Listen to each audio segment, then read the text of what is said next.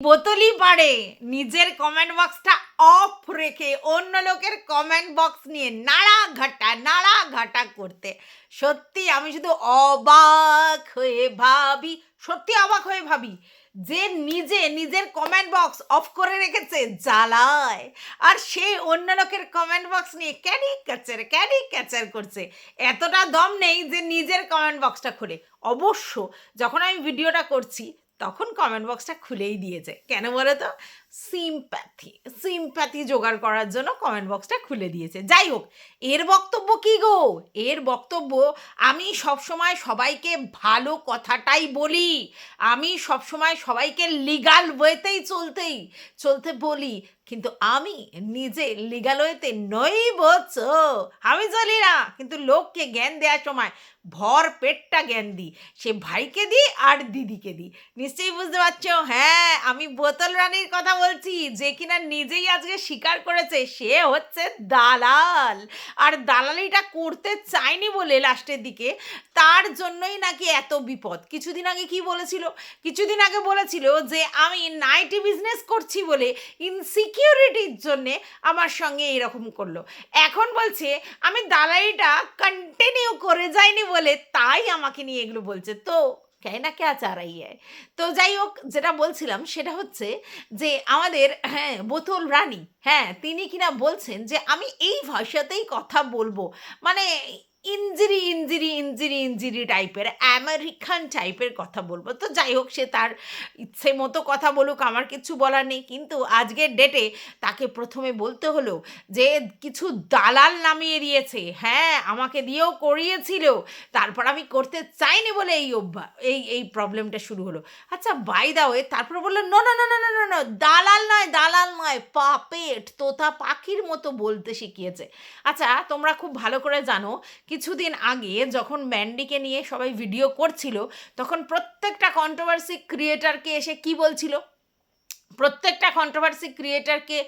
এসে ও ম্যান্ডির হয়ে সাফাই গেয়ে ভিডিও করছিল। তাহলে দালালিটা যে ও খুব ভালো করে এবং এটাতে যে ও করিতকর্মা সেটাও বুঝিয়ে দিল। এবং আজকের ডেটে যখন ও ওখান থেকে টলমলো হয়ে বেরিয়ে এসেছে, তখন আমাদের আরও একজন টুনি দিদা পটপট করে তোতা পাখির মতো বলছে। তাই টুনি দিদাকে বলবার জন্য ও এই কথাটা বলেছে, কিন্তু আসলে তো বকলমে স্বীকার করেই নিয়েছে কি, তাই তো? তো চলো, welcome back to my channel. আশা করছি তোমরা সবাই খুব ভালো আছো আর আমিও খুব ভালো আছি। নতুন একটা ভিডিওর সাথে আমি রুনা লাইফস্টাইল থেকে। বাই দা ওয়ে, আমার ভিউয়ার্সরা বসে আছে কখন আমি বোতলটা পাক করে খুলবো আর হরহর করে সব বেরিয়ে যাবে।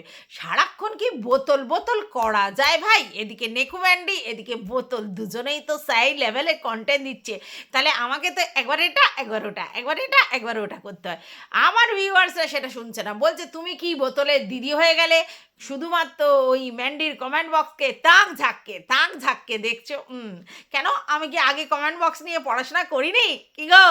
আচ্ছা, তারপরে আবার বলা হচ্ছে যে তুমি আবার সেই ম্যান্ডিকে নিয়ে করছো, ম্যান্ডির কন্টেন্ট আমার ভালো লাগছে না, বোতল রানীর কন্টেন্টটা পাত করে খোলো। আরে বোতল রানীর কন্টেন্ট তো সকালবেলা দিলুম, সেটা দেখে মন পোষায়নি তো সারাক্ষণ কি আমাকে বোতল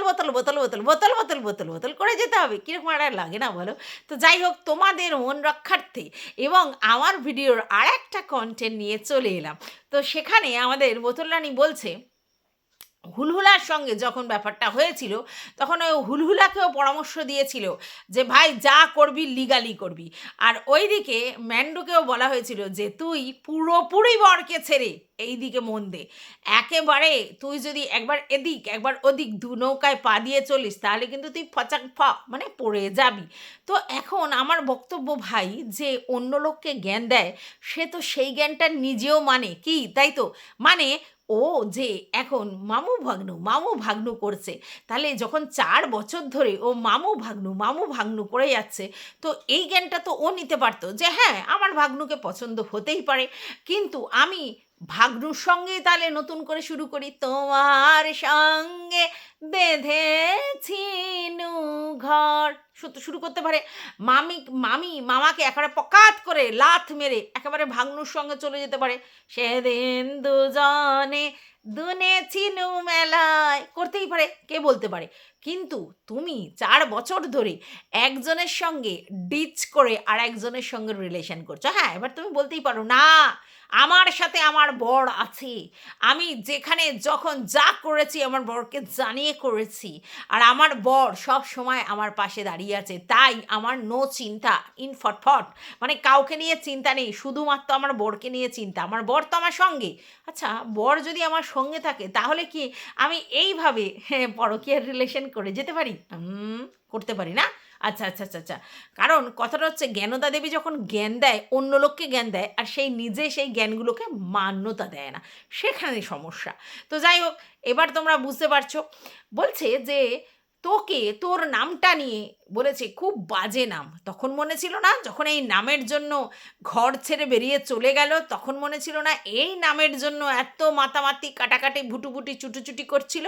হ্যাঁ, একদমই তাই। আমিও তো বলেছি নামে কি এসে যায়, নাম হুলহুলা, এই নামটা যদি কমেন্ট বক্সে আসে সেটা কি কখনো খারাপ কমেন্ট? তা তো নয়। সেই কমেন্ট যদি তোমার পছন্দ হয় রাখবে, না পছন্দ হয় না রাখবে, কিন্তু হুলহুলার কথা তো কেউ ভুলবে না, কারণ তুমি হুলহুলাকে দেখিয়েছো, ঠিক আছে, বলেছো। তো এইবার আমাদের এই মামি, মানে সরি সরি সরি বোতল মামি, হ্যাঁ, তার বক্তব্য যে তোকে আজকে প্রথম পোক করেনি, তোকে এর আগে অনেকবারই পোক করেছে এবং তার তোতা পাখিদের দিয়ে পোক করিয়েছে। তারপর এইগুলো কেন করেছে জানিস? কারণ ও জানে পোক করালে ওদিক থেকেও পোক আসবে, আর যত পোক আসবে তত কন্ট্রোভার্সি, আর যত কন্ট্রোভার্সি হবে তত ভিউজ। তো সেটা তো মামির জন্য প্রযোজ্য, যে যতই যে যাই বলুক আলটিমেটলি আমি কিন্তু বলা ছাড়বো না, যত আমি বলবো তত কন্ট্রোভার্সি, যত কন্ট্রোভার্সি তত মানুষের কিউরিসিটি, যত মানুষের কিউরিসিটি তত আমাকে দেখতে আসবে, এটাই স্বাভাবিক।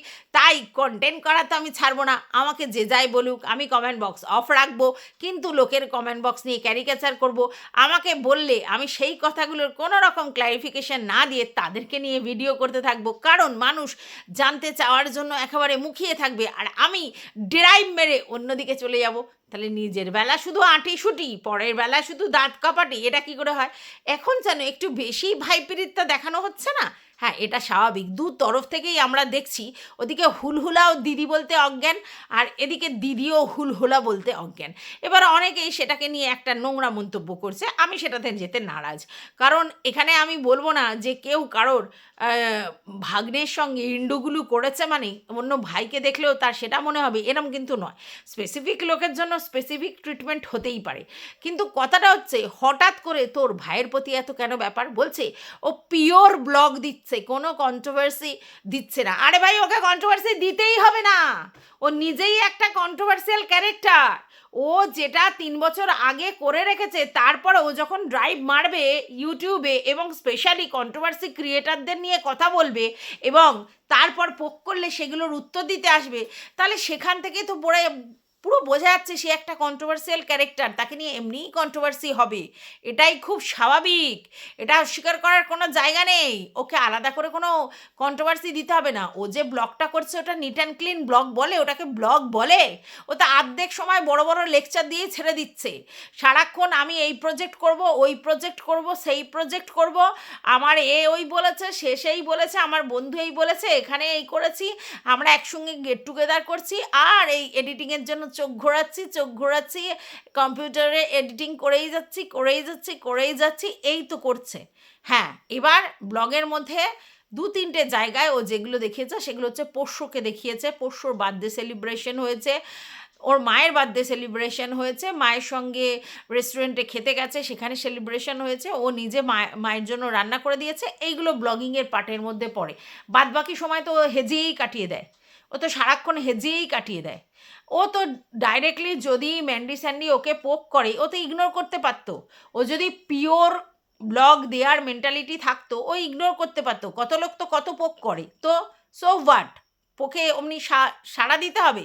কারণ ও জানে যখনই পোকিংয়ে সাড়া দেব তখনই আমারও ভিডিওটা সেই জায়গায় চলে যাবে, আর সেটা যদি হয় রিচ, আর দেন পয়সা। এমনি ফ্রিতে ও এমনি এসে এখানে ব্লগ করতে এসেছে? হ্যাঁ, ও জানে যে ও যে ক্রিয়েটিভিটি দেখাতে এসেছে সেটাও পাত্তা পাবে না, সেই লেভেলের ক্রিয়েটিভিটি নেই ওর মধ্যে, যার জন্য পাত্তা পাবে না। ওকেও এরকম ধরনের কন্ট্রোভার্সিয়াল ব্লগই দিতে হবে।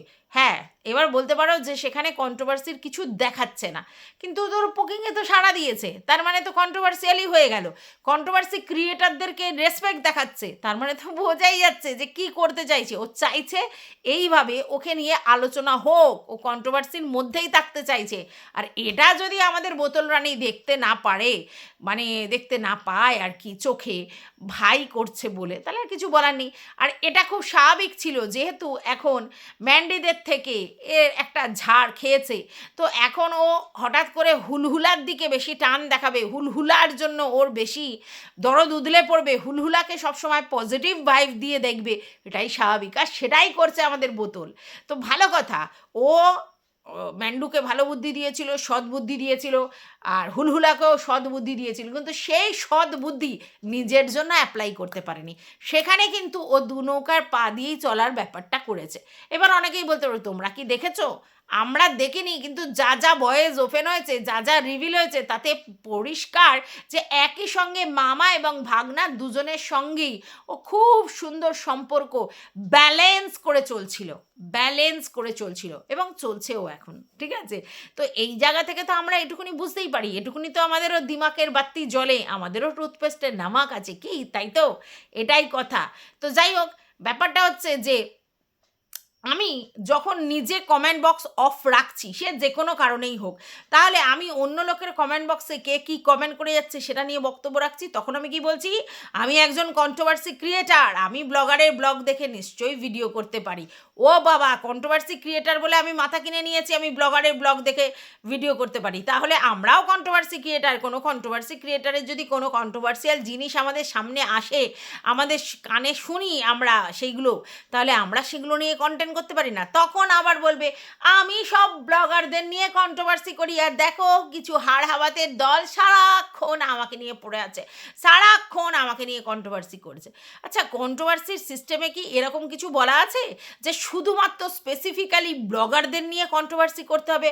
কোনো কন্ট্রোভার্সিয়াল কথা কোনো ব্লগার ছাড়া কোনো কন্ট্রোভার্সি ক্রিয়েটার উৎপন্ন করলে সেটা নিয়ে বলা যায় না?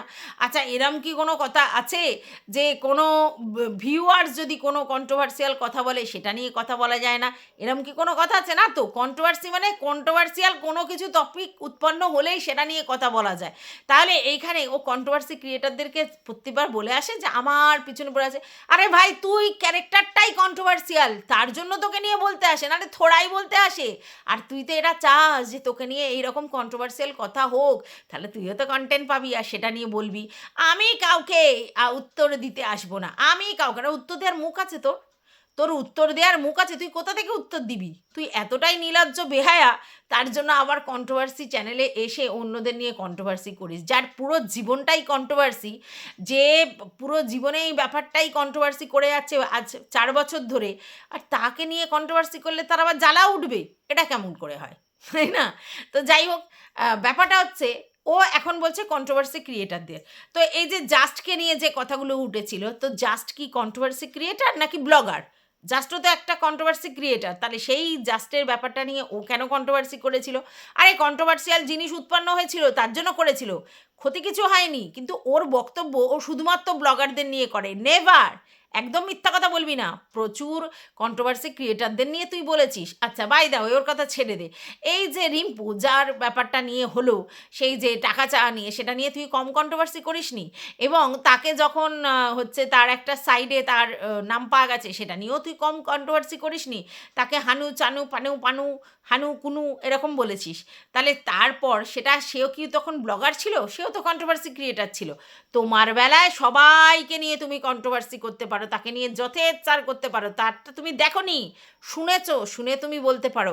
আর অন্য লোক করলে তখন তোমার জ্বালা ধরে যায়। কেন? তুমি যখন ইপু দিদিকে নিয়ে কন্ট্রোভার্সি করেছো, তখন ইপু দিদির যে একটা কথা উঠেছিল নন্দাইয়ের ব্যাপারটাতে, সেটাতে তুমি যে কন্ট্রোভার্সি করেছিলে, সেটা কি ইপু দিদি ব্লগার ছিল বলে করেছো, নাকি একটা কন্ট্রোভার্সি ক্রিয়েটার ছিল বলে করেছো? এবং সেখানেও তোমার কিন্তু শোনা কথাই ছিল, এরকম নয় যে তুমি কিছু দেখেছো, তোমার বক্তব্য কোনো একজন ভিডিওতে বলেছিল, সেইটা শুনে নাকি তোমাকে ফোন করে বলেছিল আমি জানি না, সেটা নিয়ে তুমি বলেছো। যদি ফোন করে হয় তাহলে তুমি ভিতরে কোনো কথা শুনে সেটা নিয়ে কি করে কন্ট্রোভার্সি করতে বসলে এবং তাকে নোংরা কথা বললে?